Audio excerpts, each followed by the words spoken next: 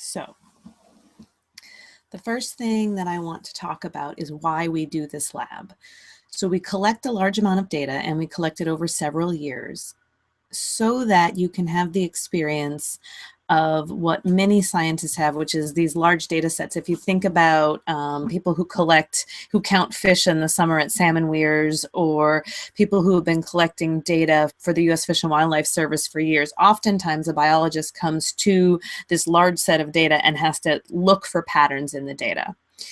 On purpose, these data have to do with genetics. And so if you think about Mendel and his pea plants, we are thinking about these plants, these fast-growing plants, and trying to find what their patterns of inheritance are. So are some of the traits simple dominance and recessiveness? Are other of the traits a linked trait, like do two things come together?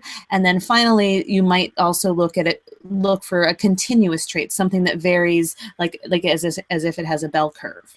So that is why we are doing this lab, is to try to find traits or patterns of inheritance in the same way that Mendel did with his pea plants and the different traits in his pea plants. Remember, he looked at wrinkled and round and yellow and green and tall and short.